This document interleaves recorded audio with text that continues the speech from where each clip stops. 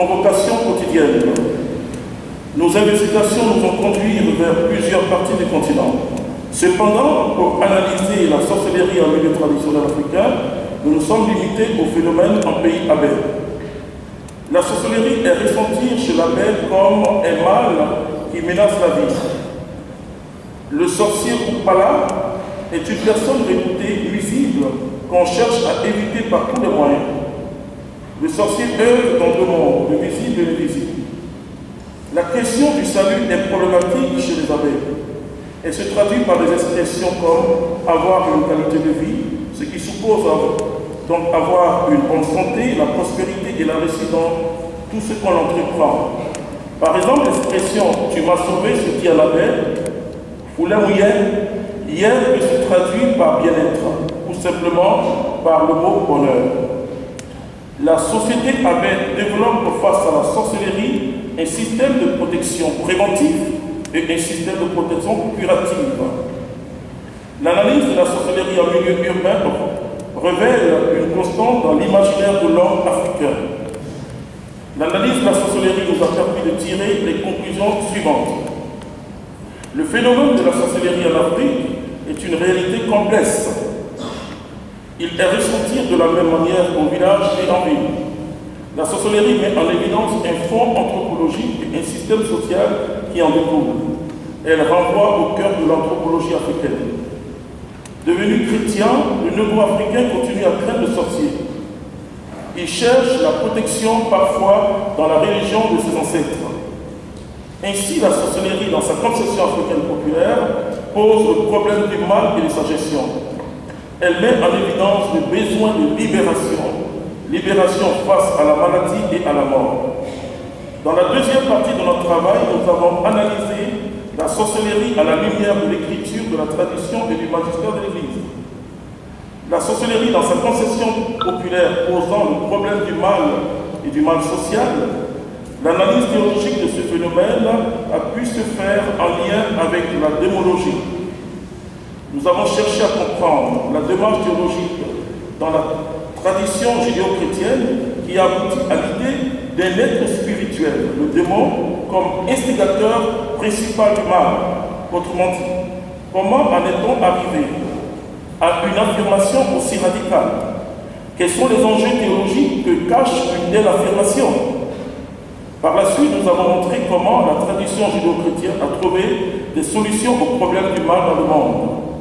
Enfin, à la lumière de la révélation chrétienne, nous avons analysé la sorcellerie dans l'imaginaire populaire africain, c'est-à-dire comme le mal par excellence, ce qui nous a permis d'envisager l'élaboration d'une soteriologie en contexte de la sorcellerie africaine dans la troisième partie de notre travail. Dans le chapitre 3e du livre de la Genèse, l'Écriture nous raconte la chute de l'homme après avoir été trompé par le serpent. Ce récit est le fruit d'une réflexion théologique sur le problème du mal dans le monde.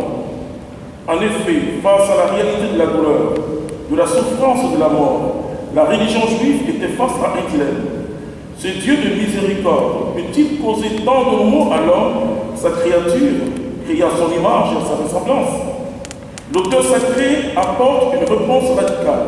Le mal et le péché qui existent dans le monde ne peuvent provenir de Dieu, mais d'une fracture provoquée dès les origines de l'homme lorsqu'il a accepté d'écouter les mensonges du démon. La figure du démon endossant la responsabilité du mal dans le monde, il nous a paru intéressant de savoir dès lors le sens donné à la sorcellerie dans l'Ancien Testament afin de voir si l'on peut établir une corrélation entre démon et sorcier. Dans l'Ancien Testament, la sorcellerie, de même que d'autres pratiques semblables, est condamnée. La sorcellerie est considérée dans le livre du prophète Samuel comme une rébellion contre Dieu. La sorcellerie offense Dieu. La sorcellerie renvoie également à la réalité très proche de l'anthropophagie, on peut citer dans le livre de sagesse. Cependant, la conception de la sorcellerie dans l'Ancien Testament ne répond pas à celle des Africains. Elle est un phénomène proche de la magie ou des pratiques divinatoires. Si dans l'Ancien Testament, la figure du démon n'apparaît que de temps en temps, ce n'est pas le cas dans le Nouveau Testament. Les évangiles nous révèlent la vraie identité du démon et confirment la pensée juive, à savoir que le démon est le principal instigateur de la chute de l'homme. La solution face au mal est manifeste dans le Nouveau Testament en la personne de Jésus-Christ. En effet, la vie et l'action de Jésus-Christ se situent dans la perspective d'un combat spirituel dont le salut de l'homme est l'enjeu final. Jésus affronte et remporte la victoire sur les démons. C'est le sens des nombreux épisodes où les possédés sont en scène. Les Écritures ne parlent du démon que dans une perspective soteriologique et non théorique. Le rapport démon-sorcellerie n'est pas assez précis. On peut par déduction néanmoins affirmer que le second est une œuvre première. Pour l'homme de la Bible, les pratiques magiques propres au peuple païen sont les manifestations démoniaques. La sorcellerie et la magie semblent être des phénomènes presque identiques dans la tradition biblique. Cependant, on peut affirmer sans risque de se tromper que la sorcellerie biblique n'a rien à voir avec la sorcellerie dans sa conception africaine. Il nous est avéré nécessaire d'engager dès lors une réflexion théologique liée à la croyance à la sorcellerie et d'en tirer une sorte de démologie appropriée aux Africains afin de construire un discours sur le salut chrétien qui prend en compte les aspirations profondes du négro-africain, surtout en matière de libération. Nous avons mis en dialogue, dans le second chapitre de la deuxième partie de notre travail, la révélation chrétienne à propos du mal, de son origine et de ses conséquences sur l'homme, et la conception négro-africaine du fondement du mal.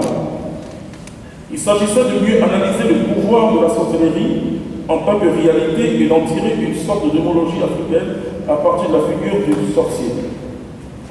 Partant de la doctrine sur le péché originel, nous avons analysé l'état de l'homme déchu afin de comprendre si les traits caractéristiques de cet être correspondent aux sorciers africains.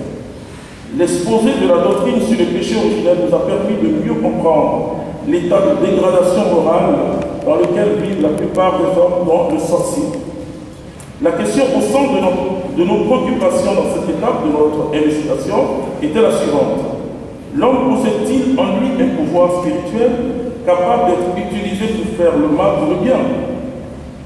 En effet, l'une des grandes difficultés théologiques dans la compréhension de la sorcellerie réside dans la nature du pouvoir attribué aux sorciers. Le développement de la réflexion théologique coïncide aussi avec le développement de la science. Certains phénomènes autrefois jugés par un homme attribués à des esprits ou à des pouvoirs surnaturels sont simplement ramenés à une dimension plus modeste, voire humaine. Les phénomènes parapsychologiques concernent tous les phénomènes paranormaux qui ne semblent pas avoir un agent surnaturel, ni divin, ni diabolique. L'on peut citer la télépathie, la prémonition, transmission des pensées. Ce sont des phénomènes extrasensoriels. Dans le contexte de notre analyse, le sorcier est le prototype de l'homme déchu. Les sentiments de ruse, de méchanceté, de jalousie et autres finissent par favoriser en lui l'éveil de certaines facultés, certainement enfouies en l'homme par Dieu. Facultés détériorées à cause du péché. La pleine utilisation de ces facultés dans un but macabre fait du sorcier en Afrique le mal par excellence. La sorcellerie peut être donc considérée dans sa version africaine et dans une perspective théologique comme une activité nuisible de l'homme associée à l'action du démon. La réflexion théologique engagée sur la sorcellerie, sur la réalité de la sorcellerie, nous a permis de ressortir une sorte de démologie négro-africaine à partir de la figure du sorcier. Il est apparu plus aisé pour nous, dès lors, de construire un discours sur le salut qui prend en compte les aspirations profondes de l'Africain en matière de libération et de proposer quelques pistes pastorales comme réponse aux questions concrètes et essentielles. Ce qui a constitué l'enjeu de la troisième partie de notre travail n'est pas la crédibilité du salut apporté par Jésus-Christ à toute l'humanité, mais plutôt la méthode de transmission d'un tel salut en contexte de la sorcellerie. La question qui était au centre de notre préoccupation, faut-il le rappeler, était la suivante: comment annoncer Jésus-Christ pour que l'Africain découvre en lui son sauveur, celui qui le délivre de tout mal, dont le plus terrible est pour lui la sorcellerie. Au cœur de cette interrogation demeure la question du salut qui se pose à toutes les sociétés humaines en termes d'expression plus répérable. L'analyse des points pertinents du salut dans sa conception logro-africaine, à la lumière de la révélation chrétienne, nous a permis de ressortir des éléments de ce salut susceptibles de nous aider à la construction d'une soteriologie et d'une pastorale qui répondent aux questions concrètes et essentielles auxquelles l'Africain est affronté. Dans une société de peur et d'insécurité de tout genre, la libération semble être le noyau dur du salut de l'homme africain.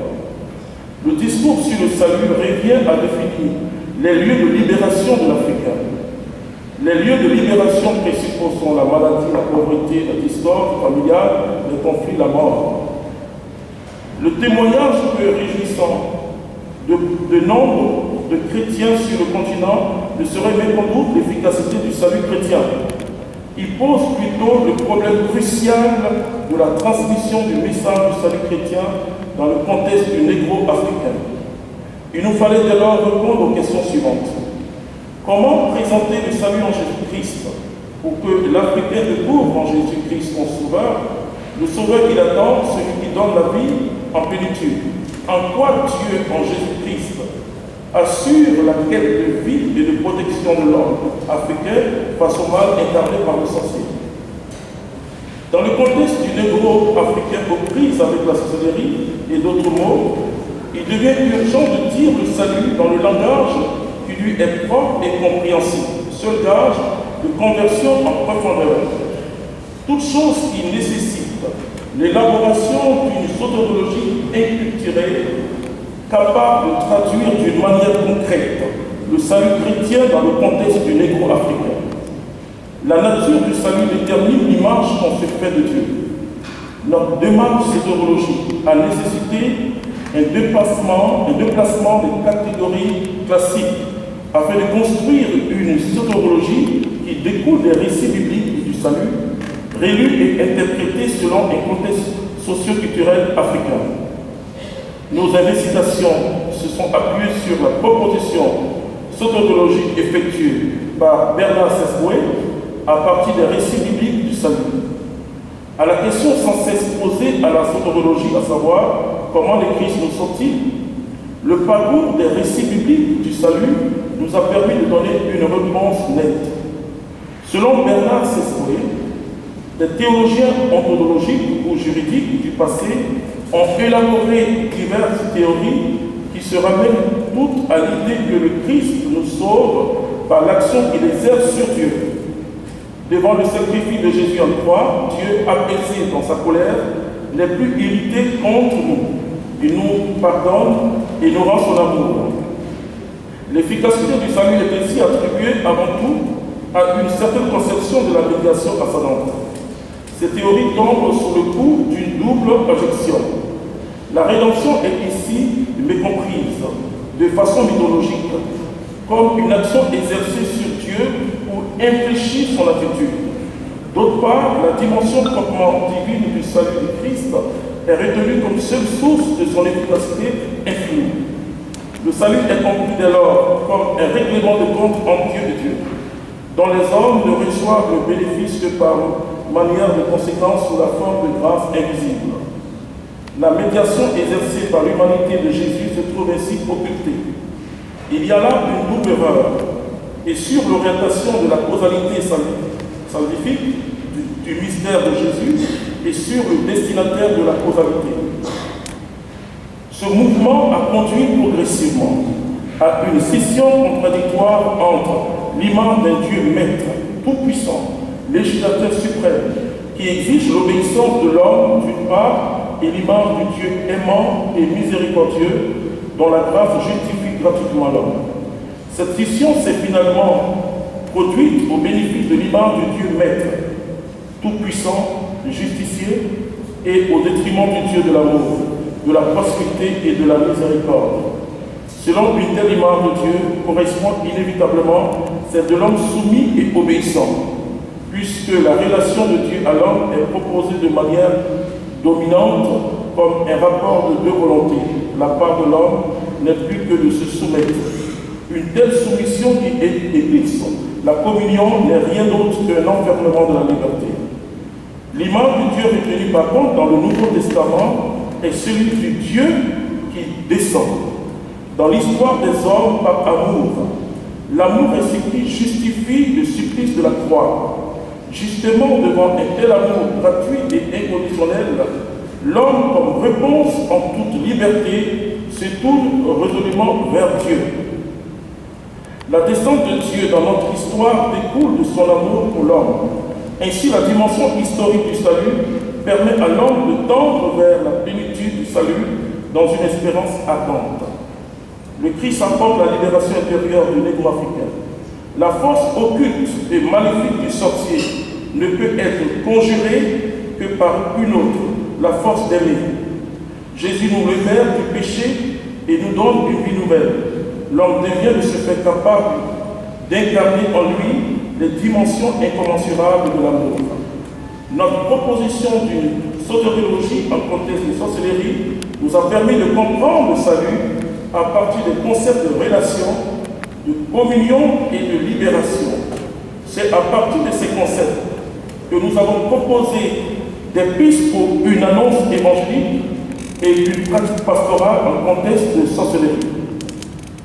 La rencontre de l'homme avec Jésus lui confère un statut nouveau, celui de fils de Dieu. Il s'opère un changement de vie, une transformation intérieure, l'intérieur de l'homme étant la source du pouvoir du sorcier selon la croyance populaire de la sorcellerie en Afrique. La pastorale de conversion devient donc l'arme fatale contre la sorcellerie, car elle vise par Jésus-Christ la conversion du cœur de l'homme, siège de ses sentiments. La conversion établit une relation entre le chrétien et Dieu, une relation d'amour. Le chrétien africain nourri par la parole de Dieu et par les sacrements porte des fruits de paix, d'amour et de bonté, sentiments qui esquivent la sorcellerie des cœurs. La ruée vers les lieux de libération et de guérison dans les villages et les villes africaines interpelle.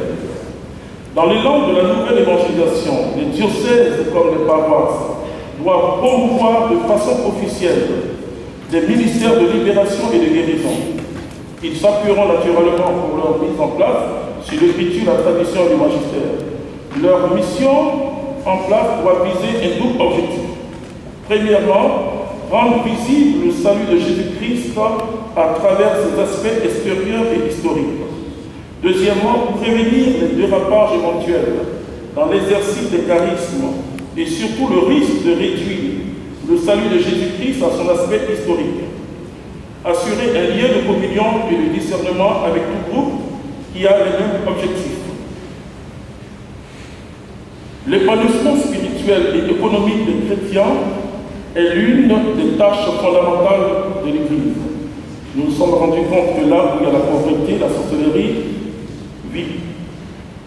En définitive, que pourrons-nous retenir? En guise de conclusion, l'objectif de cette étude était d'aborder le phénomène de la sorcellerie du point de vue anthropologique et théologique, cela dans une perspective soteriologique. Il s'agissait de montrer comment Jésus sauve l'Africain face aux puissants du mal incarnés par les sorciers. Au thème de ce parcours, il convient de relever que le salut apporté par Jésus-Christ prend en compte l'attente africaine du salut et la dépasse. Avec la venue du Messie Jésus, la plénitude du salut nous est manifestée et accordée. L'homme n'est plus sauvé seulement des dangers terrestres qui le menacent ou l'entraîne sur la mauvaise voie, il est maintenant sauvé de la perdition éternelle qui est le danger le plus grave qui pèse sur lui. En venant dans le monde, Jésus ouvre le chemin de la vie et vient délivrer l'homme des entraves et conséquences du péché qui le tient captif, afin qu'il devienne héritier de la vie éternelle. C'est sans doute cette dimension eschatologique qu'il convient de proposer comme instance critique du salut concret recherché par les Africains et dont la libération par rapport aux sorciers ne consiste ne constitue qu'un aspect. Nous avons conscience des limites de notre travail, des insuffisances. Vos critiques, chers maîtres et orientations, nous aideront à l'améliorer, car il n'est pas un aboutissement, mais un point de départ. C'est pourquoi nous comptons sur l'intelligence du GIE. Je le fais.